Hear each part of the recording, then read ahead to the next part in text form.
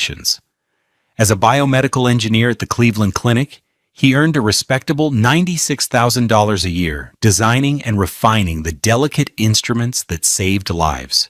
His hands, steady and sure in the lab, were now resting on the starched white linen of a tablecloth. Across from him, his wife Imani swirled a $22 glass of Sauvignon Blanc, her luminous, deep brown skin glowing under the soft, ambient light of the Mediterranean restaurant in Lakewood. The air smelled of grilled octopus and lemon. He knew exactly what was coming. He had been waiting for it for 243 days. Imani placed her glass down with a delicate click, her eyes, usually warm, now holding a cool, appraising quality he had come to recognize as a precursor to a performance.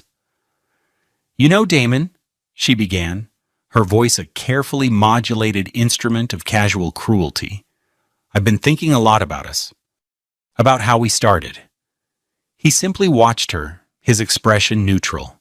He kept his breathing even. In his mind, a clock was ticking down the final seconds of his marriage. She sighed, a theatrical sound of profound reflection. "I think it's time I was completely honest with you. With myself, really." She leaned forward, her $4,200 Chanel handbag resting on the chair beside her like a silent, expensive accomplice. "I married you out of pity." There it was. The line.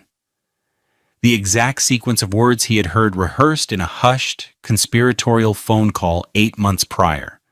The phrase designed to shatter his confidence, to make him scramble, to make him beg. If he begged, she would have leverage.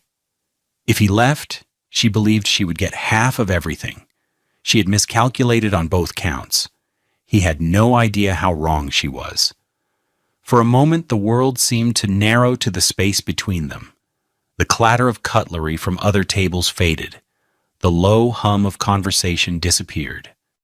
There was only her expectant, slightly smug face and his own calm, measured silence. He saw the flicker of annoyance in her eyes when he didn't immediately crumble. He didn't flinch. He didn't gasp. He didn't ask why. He simply absorbed the words, the final piece of data, in a long and painful experiment. What do you think someone should do in a situation like this? When the person who vowed to love you reveals it was all a game? We'd love to hear your thoughts in the comments below. Damon picked up his own glass, a simple iced water with a lemon wedge. He took a slow, deliberate sip. He placed the glass back on the table, aligning it perfectly with the edge of his bread plate. The condensation left a perfect, fleeting ring on the polished dark wood. He looked directly into Imani's eyes, his own gaze clear and steady. The stillness was his answer. "Thank you for the clarity," he said. His voice was even, devoid of anger or hurt. It was the voice he used in the lab to confirm a measurement. Factual. Final. He reached into the pocket of his $250 navy blazer, the one she'd said made him look less like a scientist. He pulled out his wallet, a worn leather thing he'd owned for a decade. He extracted 2 crisp $100 bills and placed them neatly on the table, more than enough to cover their $187.50 bill. He didn't look at the check. He had already calculated the total in his head. Then he stood up. He adjusted his cuffs. He looked down at Imani, whose perfectly constructed expression of condescending pity was now cracking, revealing the confusion underneath. Her mouth was slightly open. This was not the reaction the script had called for. "I'll have my attorney contact yours," Damon said. The words as clean and precise as a surgical incision. And with that, he turned and walked away. He didn't look back. He walked out of the restaurant, past the warmly lit patio, and into the cool Cleveland night, the sound of the door closing behind him like the final punctuation on a 4-year lie. 8 months earlier, their life in the $450,000 Tremont condo had been a portrait of domestic normalcy, at least on the surface. It was a life Damon had worked tirelessly to build. Their Saturdays were for the West Side Market, buying fresh pasta and organic vegetables, a routine that cost about $120 a week. He would cook, she would direct. He'd stand over the stove in his comfortable $40 jeans, stirring a sauce while Imani sat at their sleek $3,500 quartz island, scrolling through her phone, occasionally offering a critique. "A little more basil, sweetie. Don't let it get bitter." He thought it was her way of participating. He now knew it was her way of managing him. Their home was filled with her aesthetic. Minimalist, modern, and expensive. A $6,000 leather sectional dominated the living room, facing a 75-inch television that had cost him $2,800. The walls were adorned with abstract art she'd picked out from a gallery in the flats. 3 canvases that totaled over $9,000. His only contribution to the decor was a framed photo of his late mother, Mama, a beautiful, proud black woman with a kind smile. He'd placed it on his nightstand, a small personal altar in a home that felt increasingly like a showroom. He remembered the day they bought her car, a gleaming white BMW 3 Series. The sticker price was $43,000. He'd put down $10,000 from his savings, money he had carefully accumulated from freelance consulting projects.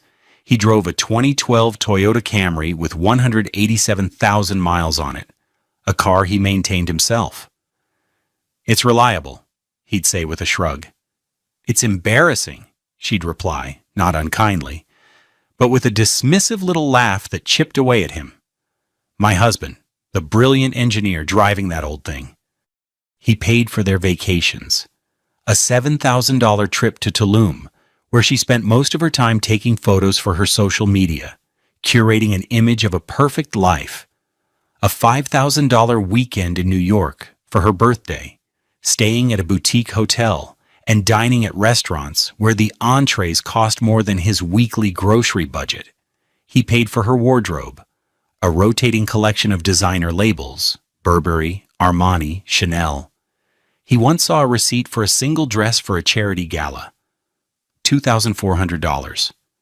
He wore an $89 Timex watch.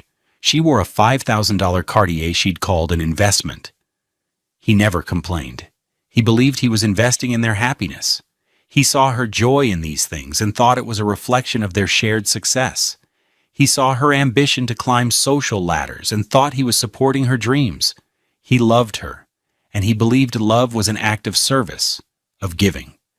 He had no idea she was keeping a different kind of ledger, one where his generosity was recorded as weakness, his quiet nature as a lack of ambition, and his love as a tool to be leveraged. He was the stable, reliable foundation upon which she could build the life she truly wanted, and he was meant to be grateful for the privilege of paying for it. The facade was perfect, meticulously constructed, and he had been its most willing and most foolish architect. The discovery happened on a Tuesday in March. It was 6:47 p.m. A cold rain was slicking the streets of Tremont, and Damon had come home early from the lab, a rare occurrence. A critical simulation had finished hours ahead of schedule, and he was looking forward to surprising Imani, maybe suggesting they order in from their favorite Thai place. He let himself into the condo quietly. The lights in the main living area were off, but he could hear Imani's voice coming from their bedroom down the hall. She was on the phone. Her voice was low and animated, the way it got when she was talking to her sister, Sierra. He smiled to himself, setting his worn leather briefcase, which had cost him $150 10 years ago, on the floor. He started to unlace his practical waterproof work shoes. That's when he heard the words that stopped him cold. "No, you have to be strategic about it," Sierra was saying, her voice tinny through the phone, but her words perfectly clear in the silent apartment. "You can't just say, 'I'm unhappy.' That gives him room to argue, to promise to change. You need something that cuts the legs out from under him completely. Damon froze, one hand on his shoelace. He felt a prickle of unease. Strategic? Like what? Imani asked, her voice a conspiratorial whisper. What could I say?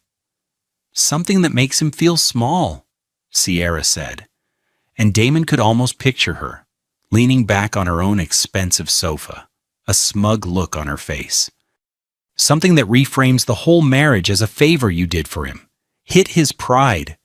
What about, I married you out of pity? The silence that followed stretched for an eternity. Damon's heart hammered against his ribs. Pity? The word was absurd. He loved her. He provided for her. He supported her. Where was the pity in that? Then Imani laughed. It wasn't a happy sound. It was a sharp, calculating noise. Oh, that's good, she breathed. That's nasty, Cece. I love it. Right? Sierra said, pleased with herself. Test it out. Plan a nice dinner, set the mood, and then just drop it on him. See what he does. If he begs, you have all the leverage. You can get him to agree to anything to fix things. A new decorating budget, that trip to Paris, anything. And if he gets mad and leaves, there was a pause. Well, then your lawyer says you get half anyway. It's a win-win for you, girl. A win-win, Imani repeated, savoring the words. Okay, I'll start planning. Give it a few months. Let him get comfortable. Maybe after his next project bonus comes in. Damon slowly sank down onto the small bench by the door. The rain lashed against the window, each drop a tiny hammer against the glass. The air in his lungs felt like ice. His entire 4-year marriage, the life he thought he was building, reconfigured itself in that instant. It wasn't a partnership. It was a long con, a game. And he had just been handed the rule book. He felt a wave of nausea, followed by a strange, chilling calm. The engineer in his brain took over, the part of him that dealt with data, with cause and effect, with stress tests and failure analysis.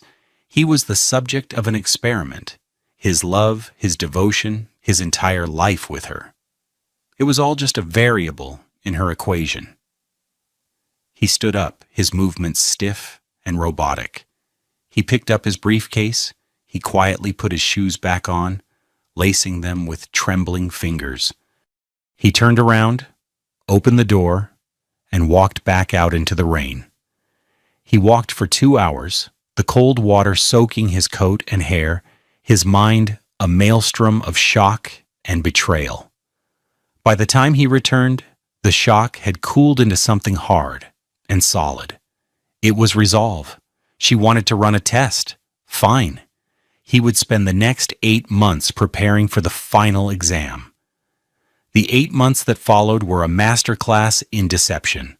Damon became the perfect husband, a phantom playing a role. On the outside, nothing changed. On the inside, he was a different man, a strategist collecting data for a case he was building in the court of his own heart. He played dumb with a precision that would have made a professional actor proud. Just 2 weeks after overhearing the call, Imani came to him with a proposal. Honey, she said, looking up from her laptop at the kitchen island, Sierra's birthday is coming up, and I saw the most perfect gift for her. It's a bit of a splurge, though. She showed him the screen, a $3,800 Louis Vuitton tote bag. The old Damon would have hesitated, maybe suggested something more reasonable. The new Damon smiled warmly. She's your sister, Imani. She deserves it. Of course, use the joint credit card. He watched her face light up, a genuine, uncomplicated flash of delight at his easy compliance. She thought she was winning, softening him up for the eventual test. He was simply documenting another expense, another piece of evidence of her financial recklessness. He made a note in a secure file on his personal laptop. March 28th, 7:15 p.m. Louis Vuitton tote for Sierra, $3,800 joint account. He attended family functions, smiling and making small talk with Sierra, the co-architect of his humiliation. At a family barbecue in July, Sierra pulled him aside. "You're such a good husband to my sister," she said, squeezing his arm. "She's so lucky. Not every man would be so accommodating." Damon met her gaze, his expression one of sincere humility. "She's the best thing that ever happened to me," he said, the lie tasting like ash in his mouth. "I just want to make her happy." Sierra beamed, completely oblivious. He was no longer just a husband. He was an intelligence agent in his own home. Every night, he would come home, and they would perform their domestic ritual. "How was your day, sweetie?" she would ask, barely looking up from her phone. "Good," he'd say. "We're making progress on the new vascular stent prototype." "That's nice," she'd murmur, her thumb scrolling endlessly. She had never once asked a follow-up question about his work. She didn't know what a vascular stent was. She just knew his job provided the $96,000 salary that funded her lifestyle. He initiated conversations about their future, carefully laying traps. "You know," he said one evening, as they watched a show on their massive TV, "I was thinking, my next bonus should be pretty significant. Maybe we should put it toward paying down the mortgage." Imani turned to him, her brow furrowed. "Pay down the mortgage? Damon, that's so boring. I was thinking we could finally get the guest bathroom redone. I saw this Italian marble tile that would be incredible. It's only about $15,000. "Okay," he said with an agreeable nod. "Whatever you think is best." He made another mental note. She wasn't a partner in building a future. She was a consumer of the present. Her focus was on depreciating assets and aesthetic upgrades, not long-term financial security. It was all data. It all went into the file. The lie was exhausting. Every smile was a strain. Every shared meal a performance. He felt like a man holding his breath underwater, waiting for the moment he could finally surface. But he never broke character. He was patient. He was methodical. He knew his moment would come, and he would be ready. The day after he overheard the phone call, Damon took his first concrete step. During his lunch break, he didn't go to the hospital cafeteria. He went to a small, quiet coffee shop on the other side of town and searched for top divorce attorneys in Cleveland. He spent an hour reading reviews, looking for someone discreet, sharp, and experienced in complex asset division. He found Ms. Anya Sharma. Her profile described her as a strategic and compassionate advocate. He needed strategy, not compassion. He booked a consultation for the following week. Her office was in a sleek glass tower downtown, a world away from his sterile lab environment. The space was minimalist but warm, with modern art on the walls and a view of Lake Erie. Ms. Sharma was a striking black woman in her late 40s, her hair in elegant locks pinned up, wearing a perfectly tailored navy suit that probably cost more than his. Her presence radiated competence. She listened to his story without interruption, her expression unreadable. Damon laid it all out. The 4-year marriage, the financial disparity, his salary, her lack of income, the house, the car, the spending, and finally, the phone call.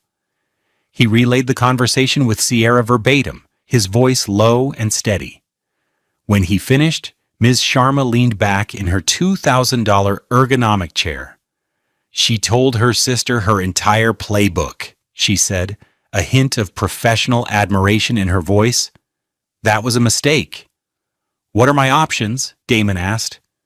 "You have a significant advantage, Mr. Collins. You have time, and you have knowledge. She thinks she's in control, but you are. First, we protect your assets. Specifically, any assets you acquire from this point forward, and any premarital assets you can clearly delineate." Over the next 2 months, they worked quietly and efficiently. Ms. Sharma, billing at $600 per hour, drafted the documents to create an irrevocable, separate property trust. Damon, following her precise instructions, opened a new bank account at a different bank, one where Imani's name was nowhere to be found. He redirected his paycheck to this new account. He then set up an automatic transfer of a generous allowance into their old joint account each month, enough to cover the mortgage, bills, and Imani's lavish spending, so she wouldn't notice a thing. He funneled his entire project bonus, a lump sum of $22,000, directly into the trust. He sold a small portfolio of stocks he had inherited from his father years before they met, another $48,000, and moved that money into the trust as well. He carefully documented every transaction, creating a clean, undeniable paper trail.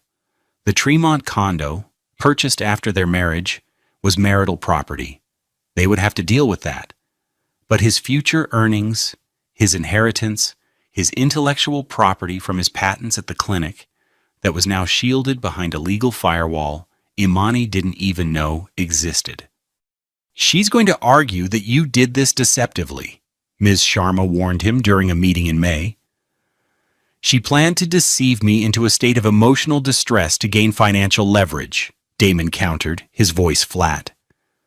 "I'm simply creating a financial structure that reflects the reality of our partnership. It's not a partnership. It's a business arrangement where I am the sole investor and she is the sole beneficiary. I'm just adjusting the terms." Ms. Sharma gave him a rare, thin smile. "Very well put. Now let's talk about documenting her spending." For the rest of the waiting period, Damon became a meticulous archivist of his own life. He downloaded every credit card statement, highlighting purchases over $500, the $2,400 dress, the $3,800 handbag for her sister, the $1,200 spa weekend with her friends. He saved screenshots of her social media posts, where she flaunted the expensive lifestyle he funded, with captions like #blessed and #living my best life. He compiled it all into a secure digital folder, labeled simply Project Nightingale. He was building his case not with anger, but with cold, hard facts. Each receipt, each statement, was a brick in the wall he was building around his future. The outrage didn't live on the surface. It was a low-frequency hum beneath the calm exterior he projected every day. It accumulated in small, sharp moments of cruelty, each one a fresh deposit into a bank of resentment that was growing beyond measure. The escalating betrayal wasn't just in the grand plan, it was in the daily indignities. One evening in June, they had friends over for dinner. One of them, a fellow engineer named Marcus, asked Damon about his latest project. Damon's face lit up as he started to explain the intricate design of a new catheter delivery system. He was passionate about his work, about the elegant simplicity of a design that could save a life. He was mid-sentence when Imani cut him off with a light, tinkling laugh. "Oh, don't get him started on his little gadgets," she said to the table, waving a dismissive hand. "It's all very technical and boring. Basically, he plays with tiny tubes all day." The table went quiet for a beat. Marcus looked uncomfortable. Damon felt a hot flush of shame creep up his neck. He saw the look on her face. Not malicious, but utterly indifferent to his feelings. His work, the thing that gave him purpose, and paid for the very wine in her glass, was a source of mild amusement to her. He just smiled weakly and changed the subject. Later that night, he added the incident to his log. June 14th. Public dismissal of my career. Diminished my work in front of peers. The financial slights became more brazen. In August, he noticed a charge on their joint credit card for $5,500 from a high-end furniture store. When he asked about it, she was breezy. "Oh, that? I ordered a new console for the entryway," she said, not looking up from her iPad. The old one was so dated. You'll love it." "Imani, we didn't discuss a $5,000 purchase," he said, keeping his voice level. She finally looked at him, her eyes wide with feigned innocence. "It's for our home, Damon. It's an investment in our space." "Why do you have to make everything about money? It's so tedious." She made him feel cheap for questioning her extravagance. She twisted his fiscal responsibility into a character flaw. The console arrived a week later. It was a gaudy, mirrored piece of furniture that he hated on sight. He logged the purchase and her reaction. Her cruelty was most potent when it involved her sister. Sierra was a constant presence, either in person or on the phone. Damon would often walk into a room to find them whispering, only for them to fall silent and smile at him. He knew they were discussing him, dissecting his every move, laughing at the man who was paying for their brunch, their shopping sprees, their lives. The worst incident happened in September, about a month before the planned dinner. He was in the kitchen making coffee when Imani walked in, on the phone with Sierra, her voice loud and careless. "I just don't know if I can do it anymore, Cece," Imani said with a dramatic sigh. "He's just so simple, so predictable. It's like being married to a very reliable, very boring appliance." Damon stood frozen, his back to her, his hand gripping the counter. An appliance, a refrigerator maybe, or a dishwasher. Something that performs a function quietly and efficiently, but inspires no passion, no excitement. "Just hold on a little longer," Sierra's voice squawked through the phone. "Remember the plan. Go through with the dinner. You're so close to getting everything you deserve." Imani saw him then. He didn't turn around, but he saw her reflection in the polished chrome of the espresso machine. He saw the flash of panic in her eyes, quickly masked by a placid smile. She ended the call abruptly. "Morning, sweetie," she said, her voice bright and false. She came up behind him and wrapped her arms around his waist, resting her head on his back. "What are you thinking about so seriously?" He felt the revulsion rise in him, a physical wave of disgust at her touch. He had to force himself not to flinch. He turned slowly in her arms, a placid smile fixed on his face. "Just the coffee," he said. "Trying to get the grind just right?" She laughed, relieved. He was just the simple appliance, after all. He didn't understand nuance. He didn't pick up on subtext. He was safe, predictable. He played the part perfectly, all while the silent, furious engine of his plan churned inside him, counting down the days until the performance would finally be over. Each insult, each dismissive laugh was another piece of steel fortifying his resolve. He wasn't just leaving a marriage. He was escaping a prison he hadn't known he was in. What would you do if you overheard your partner calling you boring and predictable? It's a tough situation, and we're interested to see how our community would handle it. Share your thoughts. The restaurant was called Zaytoon, a tastefully decorated place in Lakewood with exposed brick walls, hanging lanterns, and the low, seductive thrum of Arabic music. It smelled of sumac and grilled meat. Imani had chosen it. She'd made the reservation a month in advance, billing it as a special night, a chance for them to reconnect. Damon knew it was a stage, carefully selected for its romantic ambiance, the perfect backdrop for her dramatic monologue. He watched her across the table as she perused the menu, her long, elegant fingers tracing the descriptions. She wore a stunning, emerald green dress that had cost $1,800. Her hair was styled in intricate Fulani braids, adorned with gold cuffs that caught the light. She looked beautiful, and he felt absolutely nothing. The emotional connection had been severed 8 months ago. All that remained was the final, procedural step. "The lamb tagine sounds divine," she said, setting her menu aside. "You should get the sea base. You love sea base." She wasn't asking, she was directing. It was a small thing, but it was everything. She had decided who he was and what he liked, and there was no room for deviation. "I think I'll have the chicken kebabs," he said mildly. A flicker of irritation crossed her face before being smoothed away. "Okay," she said, a little too brightly. "Whatever you want." The conversation through the appetizers, a $24 plate of assorted mezzas, was a masterclass in her particular brand of self-absorption. She talked about a disagreement with a woman on her condo association board. She talked about Sierra's plan to renovate her kitchen. She talked about a new yoga studio she wanted to try. She asked him no questions about his life, his work, his thoughts. He was an audience, a wallet, an accessory. He let her talk, nodding at the appropriate moments, making non-committal sounds of agreement. He was observing her like a scientist observing a specimen under a microscope.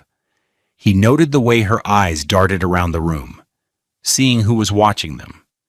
He noted the proprietary way she touched his hand on the table when the waiter came by. It was all part of the show. The happy, successful couple. The main courses arrived, her tagine in an ornate clay pot, his kebabs arranged neatly on a bed of saffron rice. She ate with gusto, talking between bites. He ate slowly, methodically. He was not nervous. He was ready. This was not a confrontation. It was a conclusion. When she had finished most of her meal, she pushed her plate away and folded her hands on the table, adopting a serious expression. The performance was about to begin. It was 7:45 p.m., right on schedule. "Damon," she started, her voice dropping to a confidential, serious tone. "We need to talk." And then came the monologue he knew by heart, the part about thinking about their beginnings, about the need for honesty. He let her speak, his face a mask of quiet attention. He didn't interrupt. He let her lay the entire trap, word for word, and then the payload. "I married you out of pity." She delivered the line with a look of pained sincerity, a tear glistening in the corner of her eye for effect. She leaned back, her work done, and waited for the explosion, for the tears, the anger, the pleading. She waited for him to ask, "Why, Imani? What did I do wrong? How can I fix this?" Instead, there was only silence. He didn't look hurt. He didn't look surprised. He looked calm. He held her gaze for a long moment, and in his eyes she saw not the wounded husband she expected, but a stranger, a man she didn't know at all. This was the moment, the culmination of 243 days of silence and strategy. He picked up his water glass. The ice clinked softly. He took a sip. He set the glass down with a quiet, final thud. "Thank you for the clarity," he said. The blood drained from her face. Her carefully constructed composure shattered, replaced by a raw, naked confusion. "What? What does that mean?" He was already moving. He reached into his pocket, his movements economical and precise. He pulled out the $200 bills. He laid them on the table. He stood up from the booth. "Damon, wait," she stammered, her voice rising in panic. "Where are you going? We're talking here. You can't just walk out." He looked down at her, his expression not angry, not sad, just finished. "We're not talking, Imani. You were delivering a monologue. The performance is over." He said the last line with a quiet finality that chilled her to the bone. "I'll have my attorney contact yours." And then he was gone. He walked through the restaurant, his posture straight, his pace unhurried. He didn't look back to see her sitting alone at the table, the expensive food growing cold, her perfect plan in ruins around her. He stepped out into the crisp October air, took a deep breath of freedom, and walked toward his old Toyota Camry, the most reliable thing in his life. The test was over. She had failed. The consequences cascaded with the swift, brutal efficiency of a controlled demolition. Damon's actions on Wednesday morning were as precise as his work in the lab. At 9 a.m. sharp, he was in Ms. Sharma's office. By 9:30 a.m., the divorce petition had been electronically filed with the Cuyahoga County Courthouse. By 11:15 a.m., a process server was knocking on the door of their Tremont condo. Imani's reaction began, as predicted, with a series of frantic voicemails. 11:22 a.m. Confused, angry. "Damon, what the hell is this? I just got served with divorce papers. Is this some kind of joke? After everything I said last night, this is how you react? You walk out and you serve me with papers? Call me back now." 12:40 p.m. Justification, manipulation. "Okay, I've had some time to think. Look, maybe what I said came out wrong. I was just trying to be honest about my feelings, to open up a dialogue. I thought that's what you wanted, for us to be more open. You're overreacting, Damon. We can fix this. Just come home and we can talk. Don't do something this drastic over a simple misunderstanding." By mid-afternoon, Ms. Sharma had sent a formal notice to Imani's newly retained and very expensive attorney. The notice detailed the existence of the separate property trust, established 8 months prior. It included a summary of the assets it contained, Damon's bonus, his inheritance, and all earnings from the date of its creation. The number was just north of $70,000 and growing with every paycheck. 3:55 p.m. Horror realization. A trust? What the hell is this trust my lawyer is talking about? Damon, what did you do? You moved money without telling me? That's illegal. You can't do that. That's our money. You have been planning this all this time. Her voice trailed off, the sound of dawning horror replacing the anger. The next blow landed when she tried to go shopping. She went to her favorite boutique, the one where she had an ongoing tab, and tried to buy a $1,500 pair of shoes to soothe her nerves. Her joint credit card was declined. She tried another. Declined. She called the bank, furious, and was calmly informed that her name had been removed from the accounts. The automatic transfers Damon had set up had been canceled that morning. The generous allowance was gone. 5:10 p.m. Pleading, bargaining. Damon, please call me. I'm sorry, okay? I'm sorry. What I said was horrible. It was a mistake. I was listening to Sierra. She put the idea in my head. It was stupid. I love you. I do. Please don't do this. We can go to counseling. We can do anything. Just, please don't take the money away. The final enumeration of her downfall came during the first mediation meeting a month later. Imani and her lawyer sat across the table from Damon and Miss Sharma. Imani's lawyer argued for half of everything, including the condo and the funds in the trust, citing marital deception. Ms. Sharma didn't raise her voice. She simply presented her evidence. Exhibit A, a detailed timeline, starting with the date of the overheard phone call. Exhibit B, a complete financial breakdown of Imani's spending over the last 4 years, totaling over $200,000 on non-essential luxury goods, trips, and gifts, all paid from Damon's salary. Exhibit C, a sworn affidavit from Damon detailing the conversation between Imani and Sierra, including the verbatim pity line and the win-win strategy to secure his assets. Imani's face went white. Her lawyer read the documents, his expression growing grimmer with each page. He leaned over and whispered to her. Her fantasy of a 50-50 split evaporated. The trust was legally sound. The documented evidence of her financial dissipation and manipulative intent was damning. She was forced to settle. She would get half the equity in the condo, which amounted to about $65,000 after fees. Damon would buy her out, keeping the home he had paid for. The BMW, which was in his name, would be sold, and she would get half the proceeds, roughly $12,000. She was entitled to no spousal support due to the short duration of the marriage and her documented bad faith.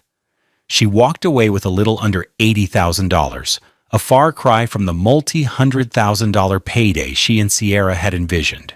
She had lost the condo, the car, the credit cards, the lifestyle, and the man she had fatally underestimated. It was a complete and total collapse, a direct consequence of her own cruel choices. 1 year later, the city of Cleveland felt different. The autumn air blowing off Lake Erie felt cleaner, fresher. Damon stood on the shore of Edgewater Park watching the sun dip below the horizon, painting the sky in fiery strokes of orange and purple. The quiet hum of the city behind him was a comforting sound. He kept the Tremont condo. After Imani's things were gone, the space felt larger, brighter. He sold her gaudy mirrored console for $500 on Facebook Marketplace and replaced it with a simple, elegant bookcase he built himself. He filled it with books on engineering, history, and the biographies of great thinkers. He painted the walls a warm, calming gray. He hung up photos from his travels and blueprints of his own patented designs. The house was no longer a showroom. It was a home. It was his. His life had found a new, quieter rhythm. 3 days a week, after finishing his work at the clinic, he volunteered his time mentoring a group of young, bright-eyed residents and interns, many of them young black men and women just starting their careers in medicine and engineering. He helped them with their research projects, offered guidance on their career paths, and shared the lessons he had learned about precision, patience, and integrity. He saw his own passion reflected in their eyes, and it felt more rewarding than any bonus he had ever received. He found joy in simple things. His morning coffee brewed just the way he liked it, the satisfaction of solving a complex design problem in the lab, long walks along the lake, watching the waves crash against the shore. He started cooking for himself again, not as a chore, but as a creative act. He made his mama's recipes, the scent of her gumbo filling his quiet kitchen, connecting him to a love that was real and unconditional. He thought of Imani sometimes, not with anger, but with a distant, clinical pity. He had heard through a mutual acquaintance that she had moved in with Sierra, her lifestyle dramatically downsized. The money she got from the settlement was quickly dwindling. She had played a foolish game and lost spectacularly. Her problem was that she understood the price of everything, but the value of nothing. She couldn't see the worth in a quiet, steady man who loved her, who provided for her, who would have given her the world if she had only met him with honesty and respect. As the last sliver of sun disappeared, leaving a sky full of stars, Damon turned to head home. He didn't feel lonely, he felt whole. He had learned the hardest and most valuable lesson of his life. True wealth isn't measured by the balance in a bank account or the designer labels in a closet. It's measured in self-respect. It's the quiet confidence of knowing your own worth, a value that no one can give you and no one can take away. He had been tested, and in the stillness, in the quiet, dignified act of putting down a glass and walking away, he had found his own priceless victory. We all face moments that test our character. What do you believe is the true measure of a person's worth? Share your stories and thoughts in the comments below. Let's continue this important conversation.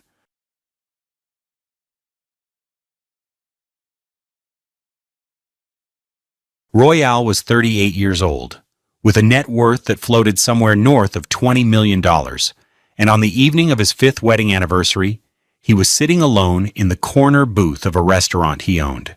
The world knew him as a silent partner in the Bay Restaurant Group, a collection of 8 high-end establishments across Atlanta with an annual EBITDA of $8 million. But here, at the Reserve, the crown jewel in Buckhead, he was just another customer.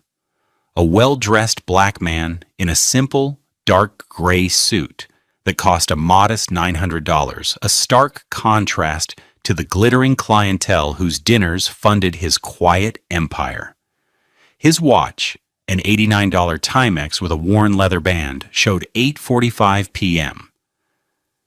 He'd been here since 7, nursing a single glass of sparkling water that cost the house about 30 cents. He watched the theater of it all, the servers in their starched black aprons, the sommeliers gliding between tables, the low, confident hum of conversations lubricated by $100 bottles of wine. He had designed this place, from the polished concrete floors to the hand-blown glass light fixtures that hung like frozen jellyfish from the 20-foot ceiling. He knew the cost of every chair, every piece of silverware, every microgreen that garnished the $62 pan-seared scallops. His phone buzzed on the linen tablecloth. A text from his wife, Sabrina. Something came up at the gallery. "I'm so sorry, baby. Another late night for you, I'm sure. I'll go have a quiet dinner by myself. We can celebrate this weekend. I'm flexible." He read the words twice. "I'm flexible." The phrase was a small, sharp stone she'd been throwing at him for years. It was her way of saying, "I am the reasonable one. You are the difficult one. I am the one who accommodates your mysterious, all-consuming work." He felt a familiar, dull ache behind his ribs.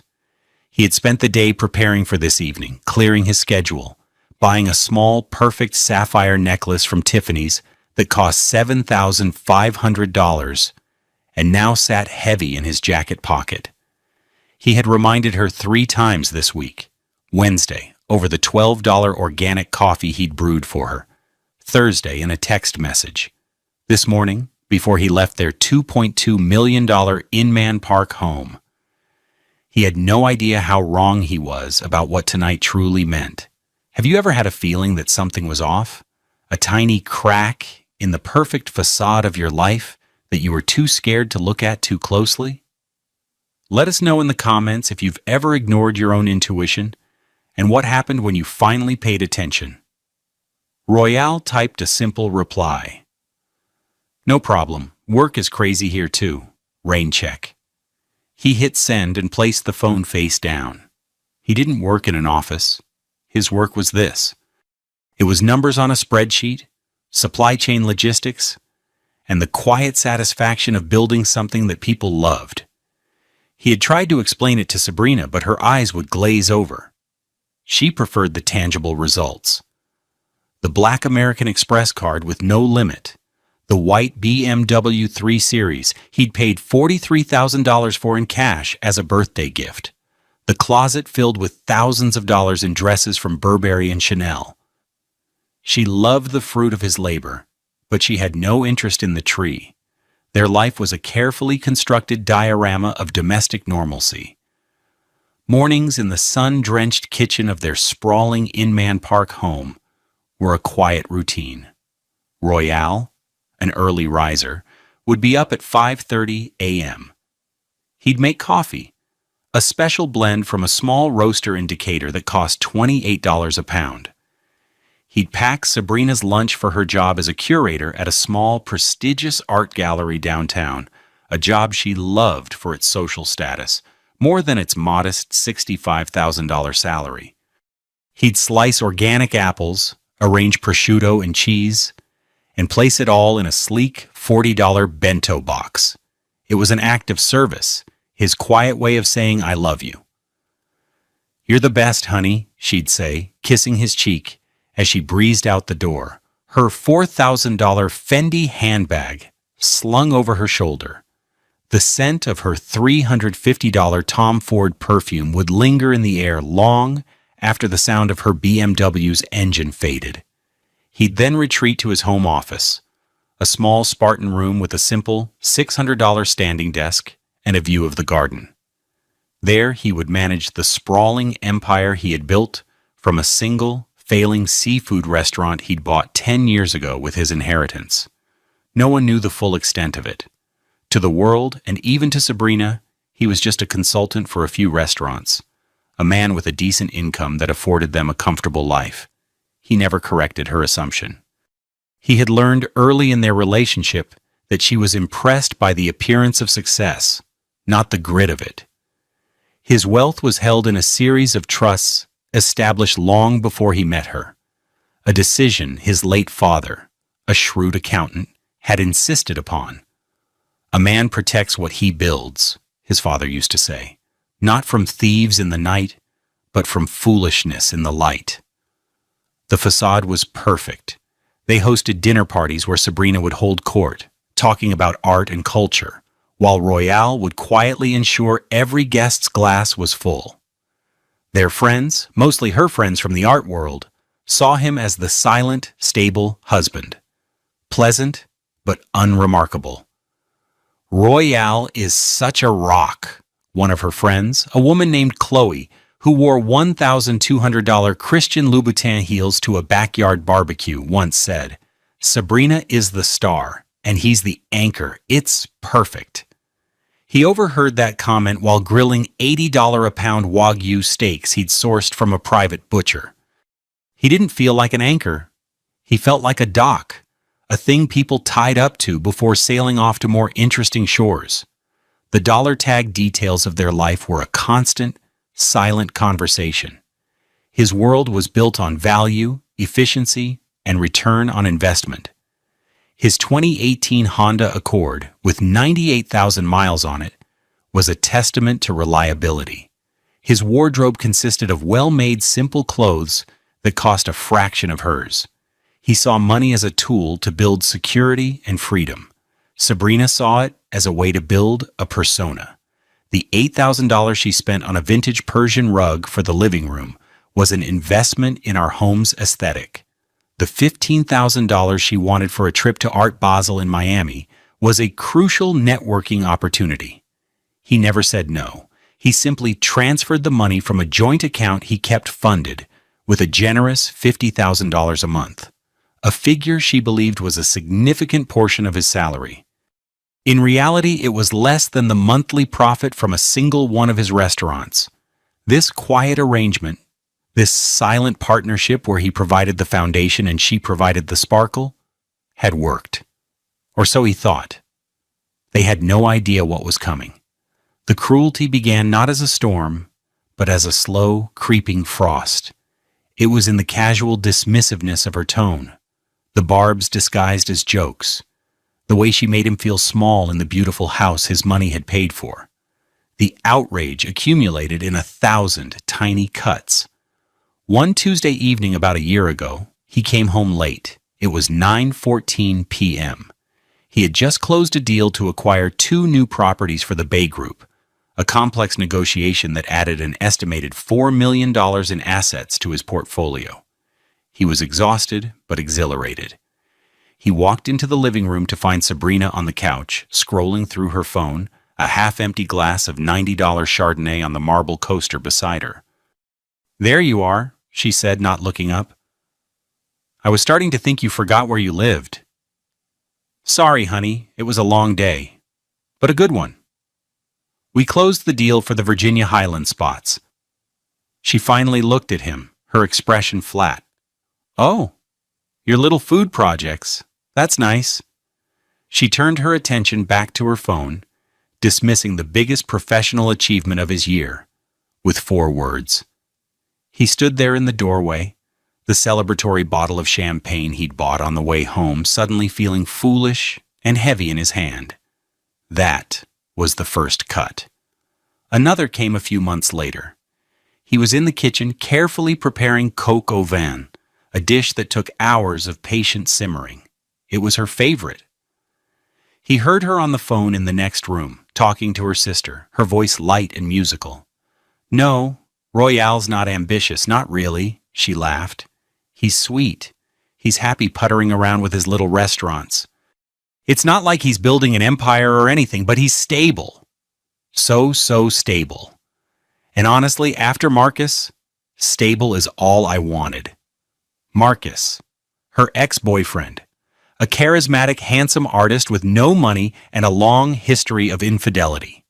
The man she always claimed to be so over.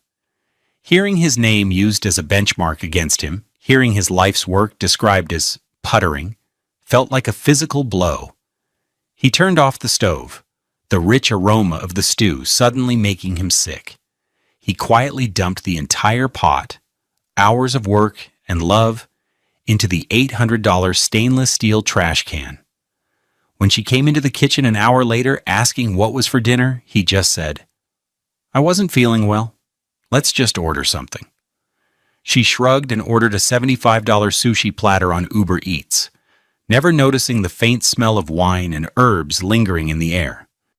The planning for their 5th anniversary was the final, most elaborate act of escalating betrayal, though he wouldn't understand it until it was too late. He had suggested a trip to Italy. 2 weeks, he'd proposed. We could go to Tuscany, stay in a villa. I found one for $15,000 that looks incredible. My treat. She'd waved a dismissive hand. "Oh, God, I can't be away from the gallery that long. And you're always so busy. It's too much planning." Her eyes had a strange, distant look. "Let's just do something simple here in Atlanta. A nice dinner. I'll handle it. It'll be my treat to you for putting up with my crazy schedule." He had felt a pang of disappointment, but also a sliver of gratitude. She was trying. She was acknowledging his work. He let her take the lead, trusting her. She had made a critical mistake. A week before their anniversary, she announced she'd made a reservation. "It's at a place called The Reserve," she'd said, her voice casual. "I've heard amazing things. It's supposed to be impossible to get a table." He had frozen for a half second. The Reserve was his flagship. It was the culmination of everything he'd ever learned or dreamed about hospitality. Getting a table was impossible, unless you knew the owner. He felt a surge of pride, a desire to tell her, to finally let her in on his secret. But then he saw the look on her face. It wasn't excitement for him, or for them. It was a smug, self-satisfied look. She thought she had discovered this gem on her own. He decided to wait. He would surprise her at dinner. It would be the perfect anniversary gift, revealing that the beautiful world she was so impressed by was a world he had built. Then, 2 days before the dinner, she started laying the groundwork for her betrayal. "Things are getting so crazy with the new exhibit.